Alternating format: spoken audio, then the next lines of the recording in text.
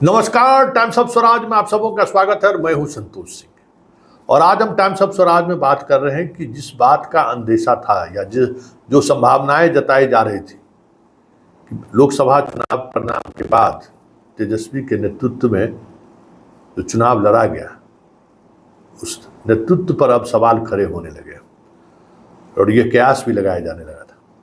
लेकिन नेतृत्व पर सवाल पप्पू यादव की तरफ से लगाया जाए और भाकपा माले की मौन स्वीकृति हो तो ऐसे में इसकी गंभीरता को समझा जा सकता है।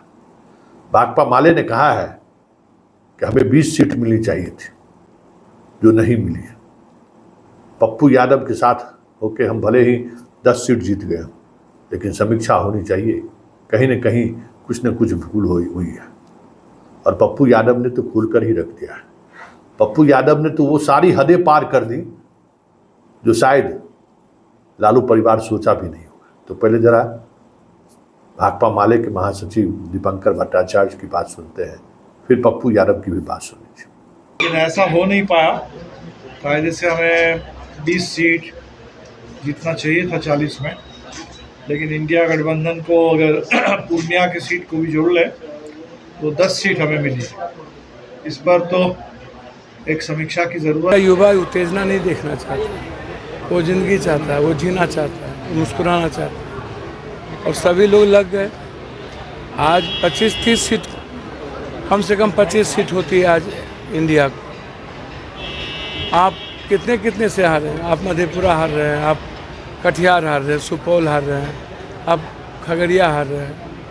अब आप बताइए ना, इधर लेफ्ट यदि नहीं होता और पवन सिंह जी का जो चुनाव था जिसमें एक तरफा हमारे राजपूत समाज के लोग हो गए तो सारे कुशवाहा डाइवर्ट कर गए सब लोग, जिसमें इधर सीट जीती। आप हमको बताइए ना कि बिहार में यूपी और महाराष्ट्र की तरह क्यों नहीं लड़ा गया? यूपी में अखिलेश जी, राहुल गांधी जी, प्रियंका गांधी, राहुल गांधी लगातार यूपी में देश में संघर्ष करते हैं और जहाँ राहुल गांधी जी अपनी यात्रा में गए आप देख लीजिए, मिश्रा जी के यहाँ आए वहाँ आए, उसमें भी आप देख लीजिए। अब स्थिति को देखिए ना, परिस्थिति देखिए ना, तो हालात आज क्या ये अब मोदी सरकार तो होगी नहीं। तो आपने सुना कहने का मतलब क्या है और निशाने पर कौन है। मतलब 2025 के विधानसभा चुनाव को लेकर 2024 के लोकसभा चुनाव में लालू ने जो बिसात बिछाई थी, अब उस बिसात पर सवाल खड़े होने लगे हैं और सवाल ही खड़े नहीं होने लगे, पूरी तौर पर तेजस्वी के राजनीतिक सोच, राजनीतिक शैली पर ही सवाल खड़ा होने लगा।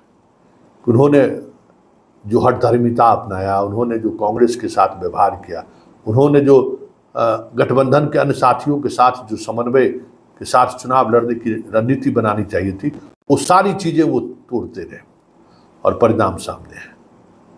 और ऐसे में जब 2 मुसलमान और 1 दलित सांसद के साथ जिस तरीके से चीज़ों को लेकर आगे बढ़ने का संकेत पप्पू यादव ने दिया है, क्या ये माना जाए कि तेजस्वी के लिए आने वाला कल मुश्किल होने वाला है।